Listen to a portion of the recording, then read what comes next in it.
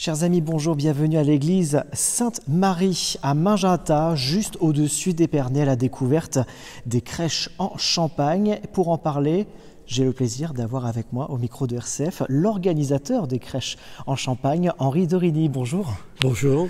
Merci d'accepter de répondre à nos questions pour cette nouvelle édition des crèches en Champagne exposée ici à Sainte-Marie à Magenta. Des crèches, l'exposition qui dure depuis combien d'années déjà ? Alors pour nous c'est la 13e année, mais ce n'était pas le circuit des crèches en Champagne, c'était le chemin des crèches de Champagne qui était organisé par les villes de Châlons, Reims, Fismes et les offices du tourisme de Reims, etc. Qui s'est arrêté il y a 4 ans je crois, et moi je n'ai pas voulu que ça s'arrête. Donc j'ai téléphoné aux amis qui étaient dans les villages autour pour savoir s'ils voulaient continuer avec nous, mais bien sûr sans moyens. Et tout au long du mois de décembre, donc vous exposez plein de crèches. Ça représente combien de crèches ? Alors avant de dire combien de crèches, on expose sur à peu près 60 mètres d'étal. Et cette année, nous en avons mis beaucoup moins puisqu'on s'était limité à 600. En fait, il y en a un peu plus de 700. 700 crèches réparties, enfin des crèches du monde entier, que ce soit, j'ai noté, France, Allemagne, USA, Asie, Afrique, Amérique latine, Italie. Plein de crèches ici à l'église Sainte-Marie. Oui, sauf que je n'en ai pas d'Australie, je n'en ai pas vraiment de l'hémisphère sud. C'est très compliqué à avoir et ça n'est pas la religion catholique qui domine, donc c'est compliqué. Et 2 petites collections de l'Espagne quand même. Oui, il y a quelques crèches. Cette année, on était obligé de faire des impasses. On n'a mis qu'une crèche d'Espagne, mais il y a plein de pays qu'on n'a pas mis parce qu'on s'est limité, je vous le dis, à 700 crèches. Alors, on vient de visiter il y a quelques instants l'exposition du côté de la France, pour commencer évidemment. Je retiens parmi ces expositions et ces crèches la plaque d'imprimerie, c'est assez original. Alors j'en ai 2 de plaques d'imprimerie, mais je n'en ai mis qu'une cette année. Et la chance, c'est d'avoir trouvé l'eau forte l'année dernière, l'eau forte avec laquelle on fait... de cette plaque d'imprimerie, on fait l'eau forte. Voilà, je bafouille un peu. Et d'autres expositions, par exemple, que vous avez créées vous-même avec votre femme, je crois, les bouchons de champagne. Alors, en bouchons de champagne, ma femme fait des crèches en dentelle au fuseau, soit à plat, soit en 3 dimensions, puisque ma femme est également dentelière. Et des expositions en cristal. Oui, et j'ai réussi à trouver des crèches exceptionnelles en cristal Swarovski, une des années 1970 et une autre qui doit avoir 4-5 ans, qu'on ne trouve plus aujourd'hui sur le marché.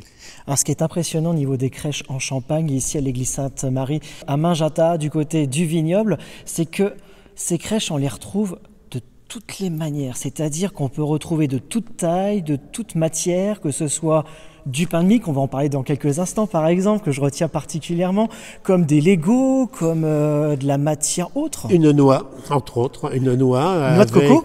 Non, une petite noix déjà, une petite noix dans laquelle à droite on a la nativité et à gauche les rois mages. Une crèche qui vient d'Hawaï, en noix de coco, effectivement.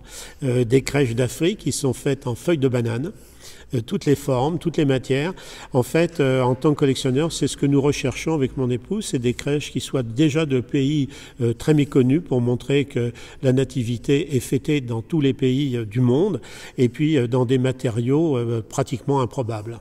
En bougie aussi du côté de l'Allemagne. Oui, en bougie, dont une bougie peinte, ce qui est assez rare et c'est très dur à faire. Oui, c'est très compliqué à faire. Du côté des USA, on a aussi une crèche avec la présence des rois mages.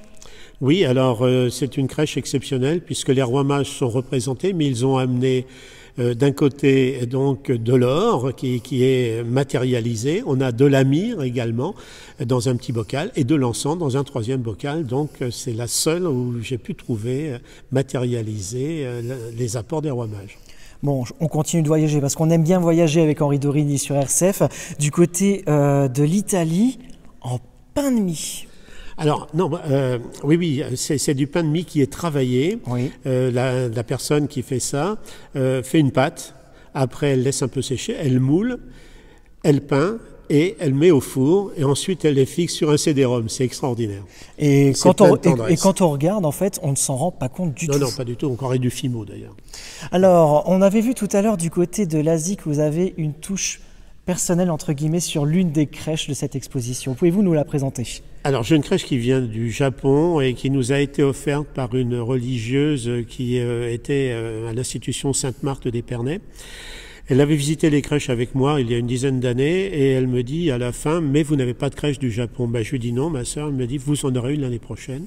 Elle est allée au Japon où elle avait exercé pendant 40 ans dans la région d'Hiroshima et elle avait ramené cette crèche dans une petite boîte sur ses genoux dans l'avion pour pas qu'elle soit écrasée. C'est plein de tendresse. J'adore.